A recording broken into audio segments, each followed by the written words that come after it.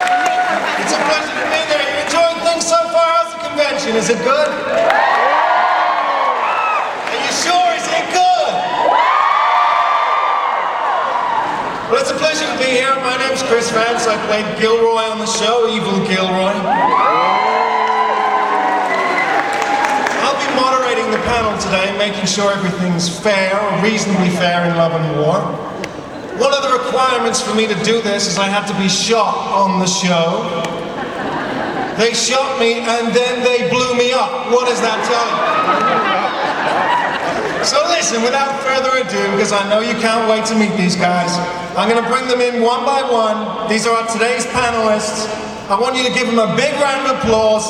Let them know you love them. I want to feel the love. And the first up, our first panelist is a multi-talented actor, director, and producer. He's contributed great things to Burn Notice, both on and off the screen. You know him as Michael Weston's favorite nemesis, former mentor Larry. He is, of course, Tim Matheson, ladies and gentlemen.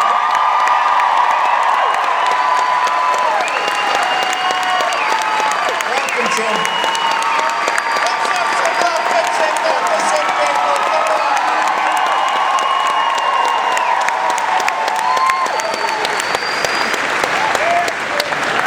Take a seat, Tim. Welcome to your show. Are you comfy? Isn't this a beautiful crowd? So let's get started.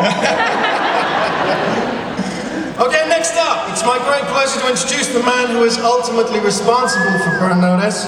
Everything and anything that's Burn Notice. He's the series creator, he's a writer, he's the executive producer.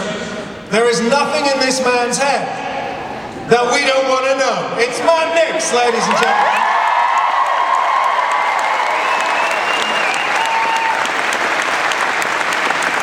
More love for Matt Nix. Come on, let's give it up.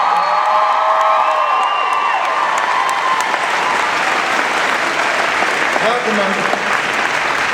Our third panelist can only be described as a man who really holds the whole series together.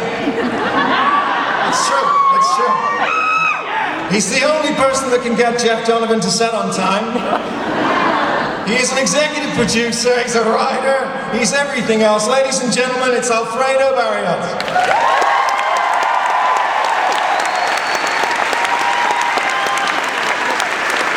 More love for Alfredo, come on.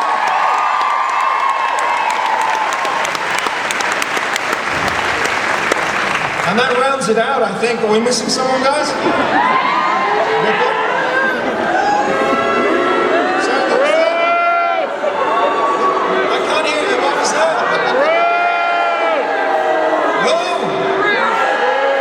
Did you say Sam? Did you say Chuck?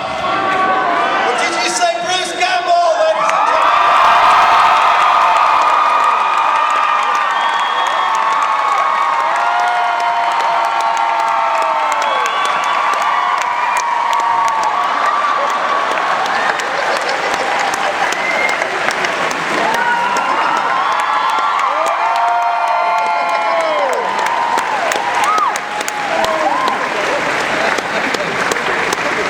Welcome on board, Bruce. Take a seat in your own time. No, don't be shy, it's fine. Wait a second. Just a minute.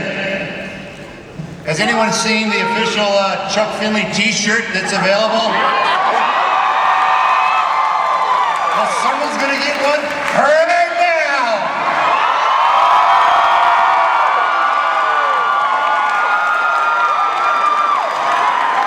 Thank you, Bruce!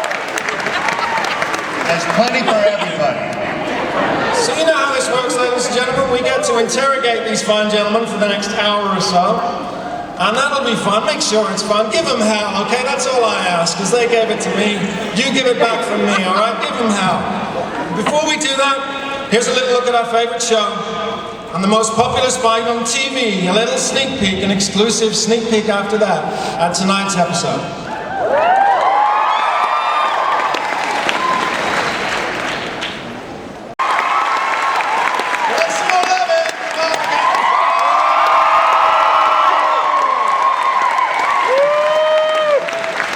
So this is what's going to happen. I'm going to ask our panel a few questions, and then we're going to hand it over to you guys, and we're going to have a lot of fun. And I'm going to get straight into it, and I'm going to surprise you. My first question is for Matt Nix.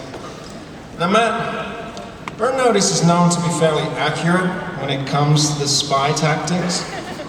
Does Burn Notice ever get hate mail from actual intelligence agencies because of the content? What do you make of that?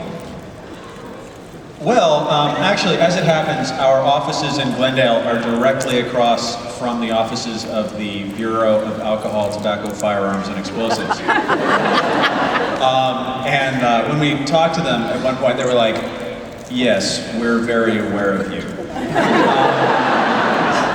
Our joke is always that whenever a new writer comes on the show, the FBI, like some eager FBI agent runs into his boss's office and is like, "We found a cell. It's in Glendale." No, it's the Burn Notice guys. What? In truth, we had some bomb squad guys who were sort of like, "Maybe you shouldn't say that, please." And we pulled back on one voiceover because they pointed out, like, maybe it would be a lot easier to plant bombs undetectably if you tell everybody how we stop that. And we were like, yeah, maybe we won't do that. So yeah, we pulled back a couple times at the request of various law enforcement agencies, and also left out key ingredients of stuff. I don't know about actual hate mail, although there actually was a story in the first season. Apparently, we showed in the pilot Michael grabbing a yogurt from a refrigerator while sort of breaking into a house and said, you know, it's a good thing to do. It can kind of make you look innocent if you're doing something that you can apologize for that's not breaking in. You know, you can claim it's a big misunderstanding.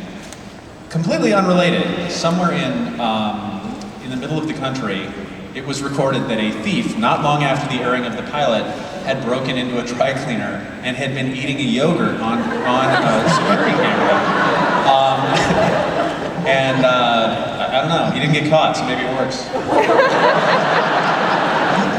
That's great. All right, my next question, Alfredo. Are you awake? Are you awake after all that? Yeah. Okay. Now, how does writing for Burn Notice change the way you look personally every day at everyday objects? Take your duct tape, your brake fluid, your microwave. How does that change it? I'm definitely looking at it in a different light. Do you see the world around you as this entire volume of menace? What's going on?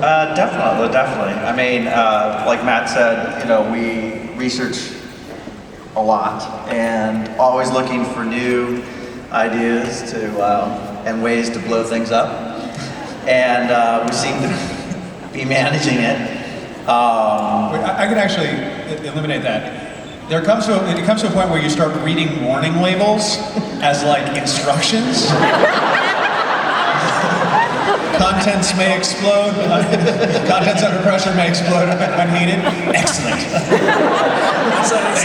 It's like reading the breakdown for foods, right? You're in the supermarket and you're like, where's the corn syrup in this? I can do something with corn syrup. Is that the idea? Yes, definitely. This is poisonous? How poisonous? If we mix it with something else, does it get more poisonous? Can it be aerosolized?